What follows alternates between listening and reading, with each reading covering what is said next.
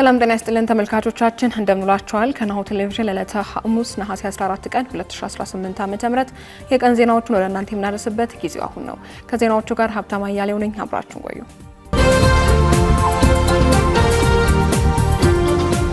ወደ ቀዳሚ ዜናችን እንለፍ። የዜሮ ዓመት የስራ ልምድ ቅጥር እንዲቀር የሚሉ ምክረ ሀሳብ ከስምምነት ላይ ተደረሰበት። እየተገባደደ በሚገኘው የሀገራዊ ምክክር ጉባኤ ተሳታፊዎች የስራ ቅጥርን በተመለከተ የዜሮ ዓመት የስራ ልምድ ቅጥር እንዲቀር የሚለው ምክረ ሀሳብን አቅርቦ ከስምምነት መደረሱ ተገልጿል። በተጨማሪም በጉባኤው ውይይት ወቅት ሁሉም ትምህርት ቤቶች ለሴት ተማሪዎች የንጽህና መጠበቂያ ቁሳቁሶችን በነጻ እንዲያቀርቡ የሚል አዎንታዊ ምክረ ሀሳብ ተነስቶ ስምምነት ከደረሰባቸው ጉዳዮች መካከል ይጠቀሳል። በአሁኑ ወቅትም 500 አባላት ባሏቸው 8 ቡድኖች ተከፋፍለው ውይይታ ቸውን በማጠቃለል ላይ የሚገኙ ተወካዮቹ በአብዛኞቹ አጀንዳዎች ላይ ተወያይተው ወደ መስማማት መምጣታቸው ተገልጿል። ይሁን እንጂ እስካሁን መስማማት ያልተቻለባቸውና በይደር እንዲቆዩ የተደረጉ አጀንዳዎች የትኞቹ እንደሆኑም እስካሁን ይፋ አልተደረገም። የኢትዮጵያ ሀገራዊ ምክክር ኮሚሽን በትላንትናው ዕለት በሰጠው መግለጫ እንዳስታወቀው ተወካዮቹ በምክክሩ 8 ዋና ዋና አጀንዳዎች ላይ የቀረቡትን ምክረ ሀሳቦች በማጠናቀር አጠቃላይ ወጥ የሆነ ሰነድ የማዘጋጀት ስራ ጀምረዋል ብሏል። የኢትዮጵያ ብር ከአሜሪካ ዶላር አንጻር ታይቶ የማይታወቅ ዝቅተኛ ደረጃ ላይ መድረሱን ብሉምበርግ ዘገበ። ማዕከላዊ ባንክ ምንዛሬውን ለመደገፍ በዚህ ዓመት 2.2 ቢሊዮን ዶላር ያህል ማውጣቱ ቢነገርም እየጨመረ የመጣው የወጪ ገቢ እቃዎች ዋጋና ጠንካራ የውጭ ምንዛሬ ፍላጎት በምንዛሬ ተመን ላይ ከፍተኛ ግፊት ማሳደራቸውን ቀጥለዋል ተብሏል። ብር በዚህ ዓመት 3.2 በመቶ በመዳከሙ ከ1 ዶላር አንጻር ወደ 162 ብር ገደማ ዝቅ ብሏል ዘገባው። ይህም ባለፉት ዓመታት ብሉምበርግ ከሚከታተላቸው 23 የአፍሪካ ገንዘቦች መካከል ብር ዋጋው በጣም የወረደ ምንዛሬ እንዲሆን አድርጎታል ተብሏል። መንግስት በ2024 ካደረገው የምንዛሬ ተመን ማሻሻያ ወዲህ የገንዘብ ዋጋ ማሽቆልቆል ቀጥሏል። የስታንዳርድ ቻርተር ባንክ ተወካይ ባይተንግ ግለን የብር የመዳከም ፍጥነት እንደሚቀንስ የሚጠበቅ ሲሆን በአመቱ መጨረሻ የምንዛሬ መጠኑ ከ1 ዶላር አንጻር 163 ብር ይደርሳል ብለው ይገምታል። የስቲ ግሩፕ ዋና የአፍሪካ ኢኮኖሚ ዴቪድ ኮዋን በበኩላቸው ለብሉምበርግ እንደተናገሩት በአመቱ መጨረሻ የብር ዋጋ ከ1 ዶላር አንጻር 185 እስከ 195 ብር ሊደርስ እንደሚችል ይጠበቃል ብለዋል። በሌላ በኩል የኢትዮጵያ ብሔራዊ ባንክ የ500 ሚሊዮን ዶላር ልዩ የውጭ ምንዛሬ ጨረታን አቅርቧል። የኢትዮጵያ ብሔራዊ ባንክ ለገንዘብ ፖሊሲ ማረጋጊያ የሚውል የ500 ሚሊዮን የአሜሪካ ዶላር ልዩ የውጭ ምንዛሬ ጨረታን በዛሬው ዕለት ነሐሴ 14 ቀን 2018 ዓ.ም እንደሚያካሂድ አስታውቋል። በጨረታው መሳተፍ የሚፈልጉ የንግድ ባንኮችም የተዘጋጀውን መመሪያ በመከተል የመጫረቻ ሰነዶችን በሲኤስዲ የውጭ ምንዛሬ ጨረታ ስርዓት ወይንም በኢሜል ማቅረብ ይችላሉ ተብሏል። የጨረታው ሰዓትም ከጧቱ 4 ሰዓት እስከ ቀኑ 6 ሰዓት የተካሄደ ሲሆን የውጤቱ ማሳወቂያም በእለቱ ከቀኑ 9 ሰዓት ላይ ይሆናል ተብሏል። በሳውዲ አረቢያ የሚገኘው የኢትዮጵያ ኤምባሲ በዜጎች መካከል እየተፈጸመ ያለውን ጥቃት በተመለከተ ይፋዊ መግለጫ ወጣ። በሳውዲ አረቢያ የኢፌድሪ ኤምባሲ ሰሞኑን በማህበራዊ ሚዲያ ላይ ኢትዮጵያን እርስ በርሳቸው ሲደባደቡና ጥቃት ሲፈጽሙ የሚያሳዩ ቪዲዮዎችን በተመለከተ ጉዳዩን በትኩረት እየተከታተለው መሆኑንና አግባብ ካላቸው አካላት ጋር በመሆን የምርመራ ስራዎችን መጀመሩን አስታውቋል። በዚህ ኢሰብአዊ ተግባር ላይ የተሳተፉ ግለሰቦች መደበኛ ባልሆነ ወይንም በህገወጥ መንገድ ወደ ሳውዲ አረቢያ የገቡ ናቸውም ተብሏል። እነዚህ አካላት በበረሃ ገጠራማ አካባቢዎች በመሸሸግ ምክንያታቸው በግልጽ ባልታወቀ ጉዳይ ቡድን ወይንም ጎራ በመፍጠር እርስ በርሳቸው ግጭት ሲፈጥሩ እንደነበርም ተደርሶበታል ብሏል ኤምባሲው። እስካሁን በተደረገው ክትትልና ጥረትም አንድ ተጠርጣሪ በሳውዲ አረቢያ ፖሊስ ቁጥጥር ስር ውሏል ተብሏል። ኤምባሲው ችግሩን ከምንጩ ለማድረቅና በዚህ ወንጀል የተሳተፉትን ሁሉን ለህግ ለማቅረብ ከሚመለከታቸው አካላትና ከሀገር ሽማግሌዎች ጋር በቅርበት እየሰራ እንደሚገኝ ገልጿል። ኤምባሲው እነዚህን ወንጀለኞች በቁጥጥር ስር ለማዋል የሚያስችሉ ማንኛውንም ተዛማጅ መረጃ ወይንም ጥቆማ ያለው ወገን በአስቸኳይ ለኤምባሲው እንዲያቀርብም ጥሪ አስተላልፈዋል። የቻይና ኩባንያዎች በቢሾፍቱ አውሮፕላን ማረፊያ ፕሮጀክት ላይ ለመሳተፍ ከቀረቡ ድርጅቶች ውስጥ ቀዳሚዎቹ መሆናቸው ተገለጸ። የቻይና ኩባንያዎች በ12.5 ቢሊዮን ዶላር ወጪ በሚገነባው የቢሾፍቱ አውሮፕላን ማረፊያ ፕሮጀክት ላይ ለመሳተፍ ከቀረቡ ድርጅቶች ውስጥ የበላይነቱን ይዘዋል ተብሏል። በኢትዮጵያ በ12.5 ቢሊዮን የአሜሪካ ዶላር ወጪ በሚገነባው የቢሾፍቱ ዓለም አቀፍ አውሮፕላን ማረፊያ ግንባታ ላይ ለመሳተፍ ከቀረቡ ድርጅቶች ውስጥም አብዛኞቹ የቻይና ኩባንያዎች ወይንም ከቻይና ኩባንያዎች ጋር የተመሰረቱ ድርጅቶች መሆናቸውን የአቪዬሽን መረጃ አቅራቢና የዜና ፖርታል የሆነ ቺ አቪዬሽን ዘግቧል።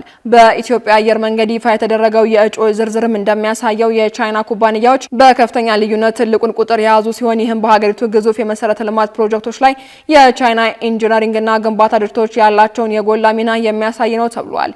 በተወዳዳሪነት የተመረጡት የቻይና ኩባንያዎች ቻይና ኮሚኒኬሽን ኮንስትራክሽን ካምፓኒ፣ ቻይና ኮንስትራክሽን ኤቲዚ ኢንጂነሪንግ ዲቪዥን፣ ቻይና ሮድ ኤንድ ብሪጅ ኮርፖሬሽን፣ ቻይና ሲቪል ኢንጂነሪንግ ኮንስትራክሽን ኮርፖሬሽን፣ ቤጂንግ ኮንስትራክሽን ኢንጂነሪንግ ግሩፕ፣ ቤጂንግ አርባን ኮንስትራክሽን ግሩፕ፣ ቻይና ፈርስት ሃይዌይ ኢንጂነሪንግ ካምፓኒ፣ ቻይና ናሽናል ኤሮድ ቴክኖሎጂ ኢንተርናሽናል ኢንጂነሪንግ ኮርፖሬሽን፣ ቻይና ሬልዌይ ቤጂንግ ኢንጂነሪንግ ኮርፖሬሽን፣ ሻንዶግ ሉቂያና ግሩፕ መሆናቸውንም ዘገባው አመላክቷል።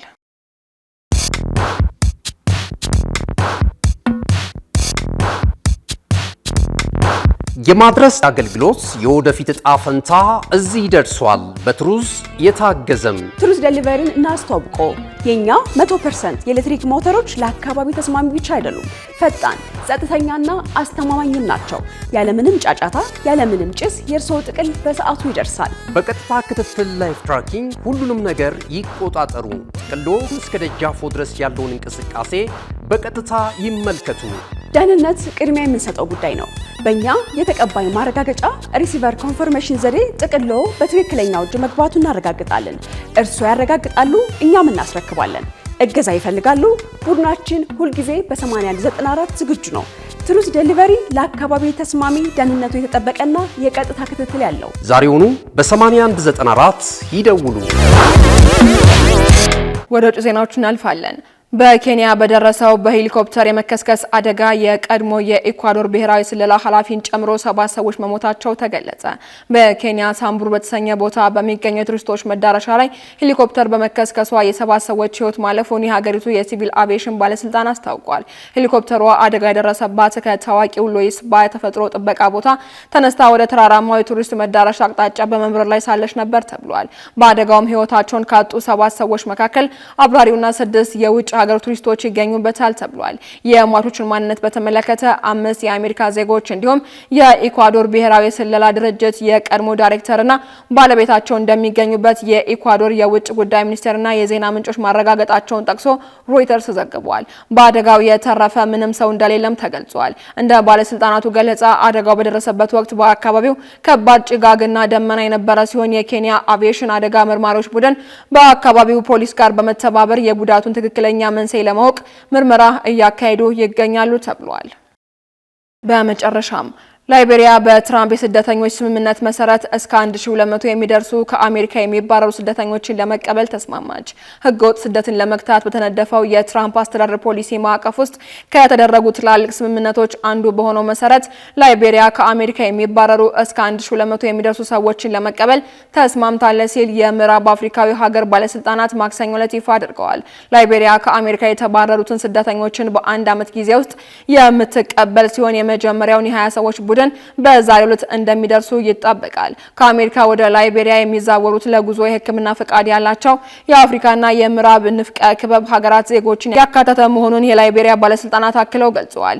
የትራምፕ አስተዳደር ከሶስተኛው ሀገራት የሚመጡና ከሀገር እንዲወጡ የተወሰነባቸውን ሰዎች ለመቀበል ከአፍሪካ ሀገራት ጋር በርካታ ስምምነቶችን አድርጓል። ህገወጥ ስደትን ለመቆጣጠር አሜሪካ በወሰደችው ሰፊ እርምጃ አካል በሆነውና አብዛኛውን ጊዜ በሚስጥር በሚከናወኑ ስምምነቶች መሰረት አስተዳደሩ በሺዎች የሚቆጠሩ ስደቶችን ወደ ትውልድ ሀገራቸው ሳይሆን ወደ ሌሎች ሀገራት መላኩን ጉዳዩን የሚከታተሉ ወገኖች ተናግረዋል።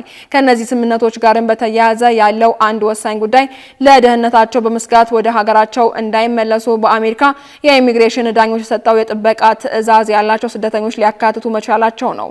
ወደ ላይቤሪያ ይመጣሉ ተብለው ከሚጠበቁት ዜጎች መካከል እንዲህ አይነት የጥበቃ ትዕዛዝ ያላቸው መኖራቸውንም አፍሪካ ኒውስ ዘግቧል።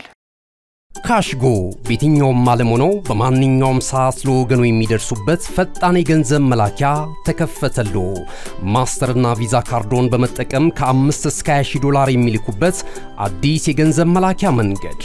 ካሽጎን ለየት የሚያደርገው የትኛውም የገንዘብ ዝውውር በፍጥነት አገልግሎት ከመስጠቱም ባሻገር ለማንኛውም አገልግሎት ምንም አይነት ክፍያ አለመጠየቁ ነው።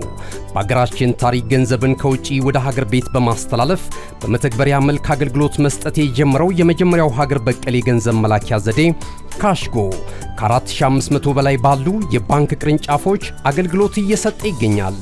ገንዘቦን በሰኮንዶች ልዩነት ውስጥ ይፈልጉ በአካውንቶ ወይንም በእጆ ቆጥረው የሚወስዱበት ልዩ ዘዴ።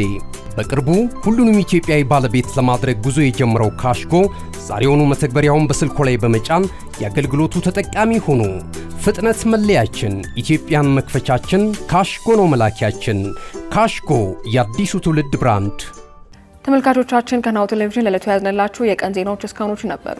ዜናዎቹ ለእናንተ ያደረስኩ አብሬያቸው ቆየሁት። ሀብታማ እያሌው ነበርኩኝ። ተነቅ